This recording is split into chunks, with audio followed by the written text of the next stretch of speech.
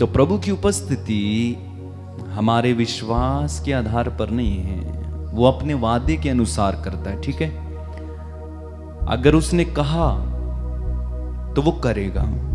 वचन में लिखा हुआ है वो अपने वचन को पूरा करने का ध्यान रखते हैं। तो इसका ये मतलब है कि अगर यीशु ने कुछ कहा है तो वो उसको पूरा करने का ध्यान रखते हैं, चाहे हम विश्वास करें या ना करें।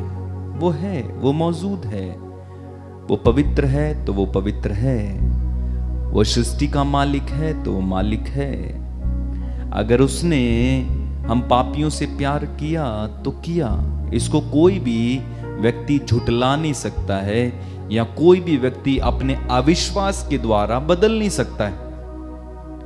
तो प्रभु जो हैं सो हैं। उसने कहा मैं जो हूं सो हूं, मैं जो हूं सो हूं। तो चाहे हमारा अविश्वास है, चाहे हम विश्वास करते हैं या नहीं करते हैं, या हमारा विश्वास डामाडोल है, हम कुछ भी करते हैं, लेकिन वो अपने वचन का पक्का है। उसने कहा कि जहां 2 या 3 मेरे नाम पर एकत्र होते हैं उनके बीच में मैं उपस्थित हूं, तो वो है, वो है। अगर उसने कहा कि मेरा नाम लेकर तुम पिता से जो कुछ मांगोगे मेरा पिता तुम्हें वही प्रदान करेगा, तो ऐसा है, ऐसा है।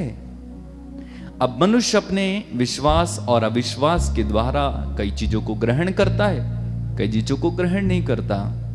तो इसलिए परमेश्वर सत्य प्रतिज्ञ है, यानी अपनी प्रतिज्ञा, अपने वादे, अपने प्रॉमिस, अपनी बात, अपने वचन, अपने शब्द को पूरा करने वाला परमेश्वर है।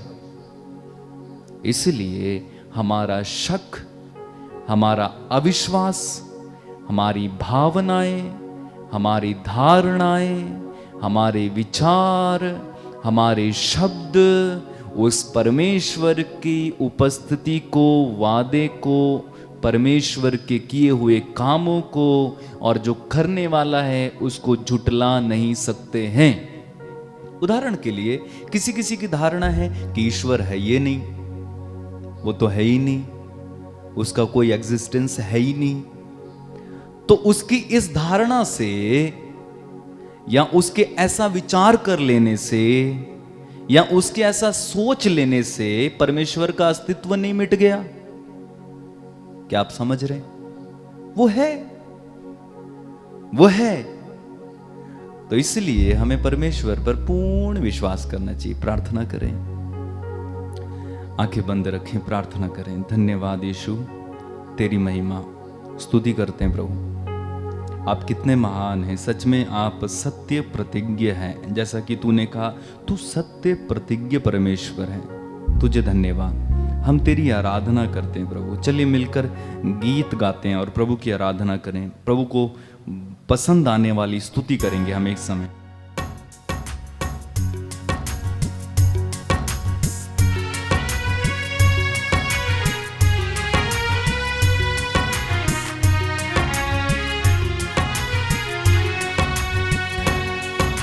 यीशु यीशु हम तेरी आराधना करते, हम तेरी आराधना करते। गाएंगे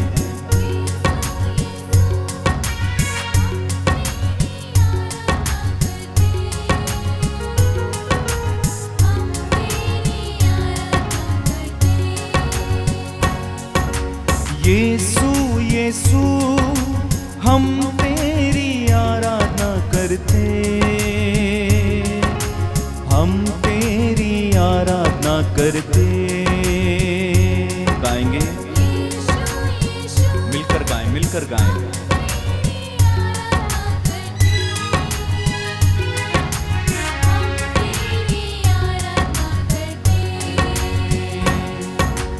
अब्बा पिता हम तेरी आराधना करते, हम तेरी आराधना करते। अब्बा पिता हम तेरी आराधना करते,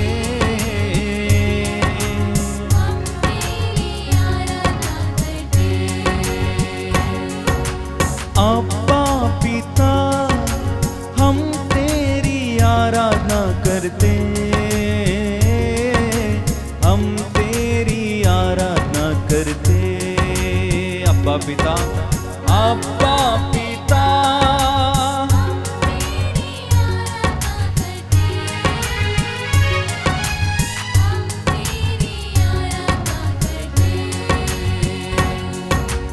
आराधना आराधना यीशु की, आराधना यीशु की, आराधना, हालेलुया।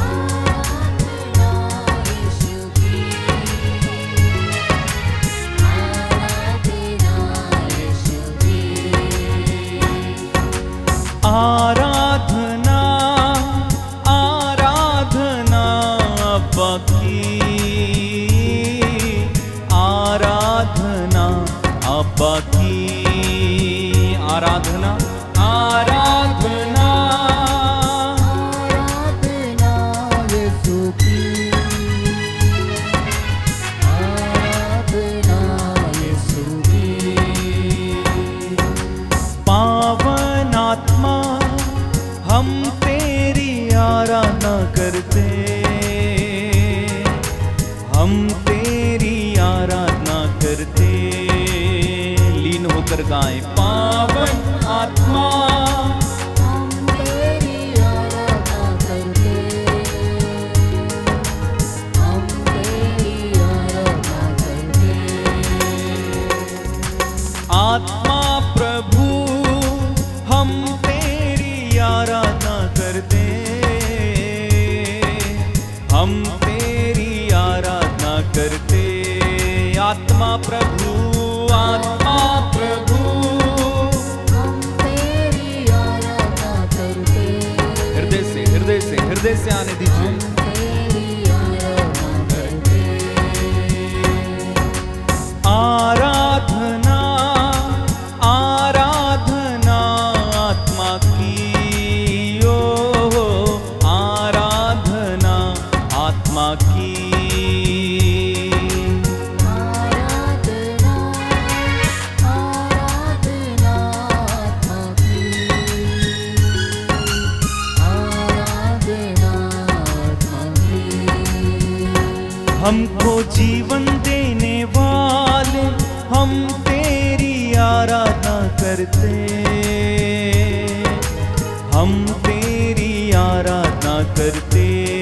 दिल से गाइए, हमको जीवन देने हम तेरी आराधना करते, ओ हो तेरी आराधना करते।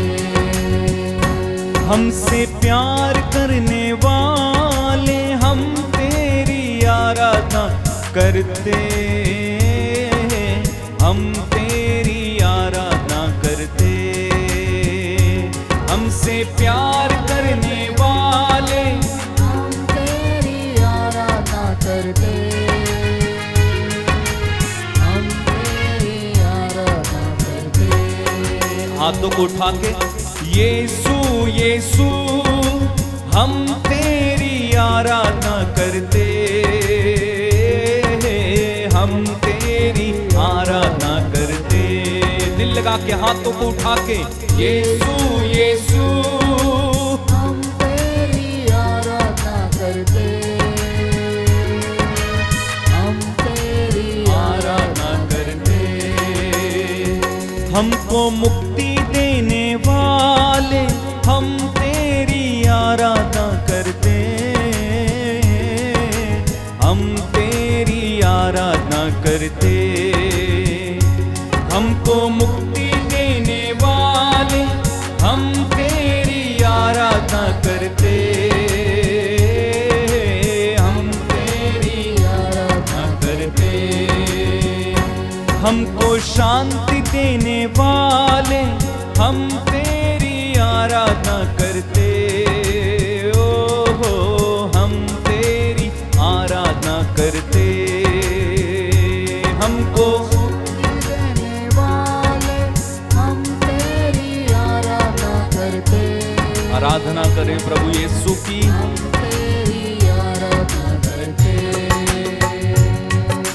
यीशु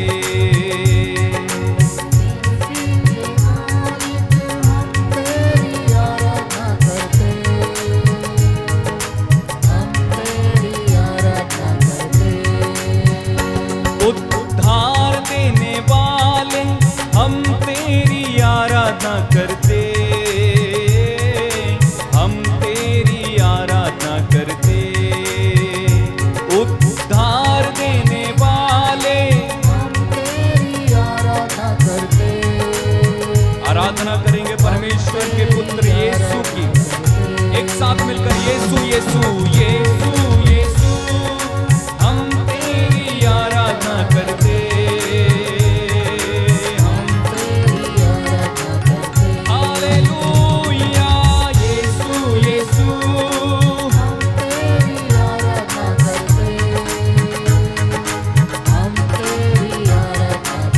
सब लोग मिलकर गाएं यीशु यीशु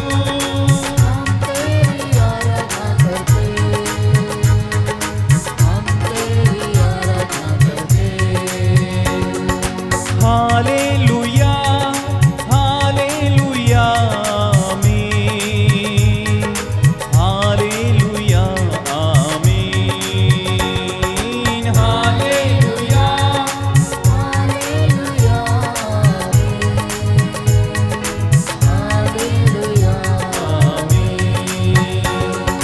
हालेलुया हालेलुया आमीन, हालेलुया आमीन।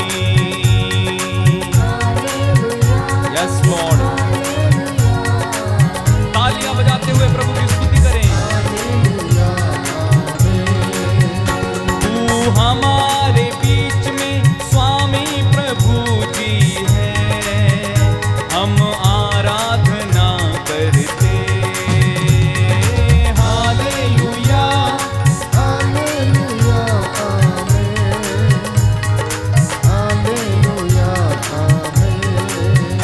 तू कितना भला मेरे परमेश्वर, हम आराधना करते,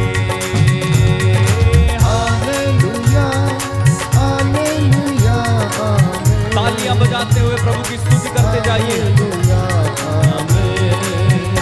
तेरी महिमा प्रभु कितनी अपार है, तेरी महिमा की सीमा नहीं,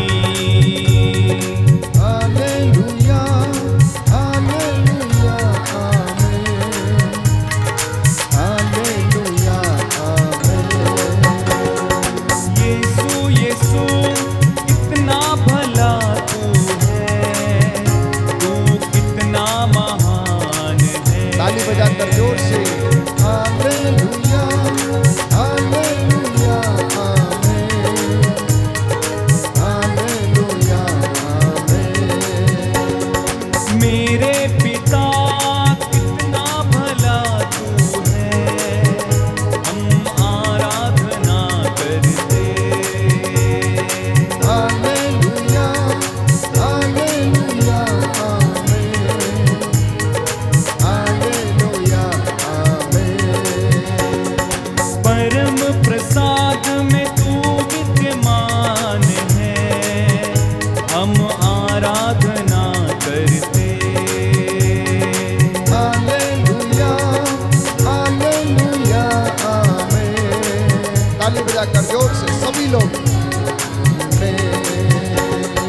hallelujah hallelujah hallelujah hallelujah hallelujah hallelujah आनंद के साथ हालेलुया हालेलुया नाचते हुए हालेलुया हालेलुया पूरी भक्ति के साथ hallelujah hallelujah hallelujah hallelujah hallelujah hallelujah hallelujah hallelujah hallelujah hallelujah hallelujah hallelujah प्रभु यीशु महिमा हालेलुया हालेलुया तेरी स्तुति हो, हालेलुया हालेलुया आराधना हो, हालेलुया हालेलुया प्रशंसा आमीन आमीन तेरी, हालेलुया हालेलुया महिमा हो तेरी, हालेलुया हालेलुया जिंदा प्रभु तू, हालेलुया हालेलुया जिंदा खुदा तू, हालेलुया हालेलुया कितना भला तू, हालेलुया हालेलुया कितना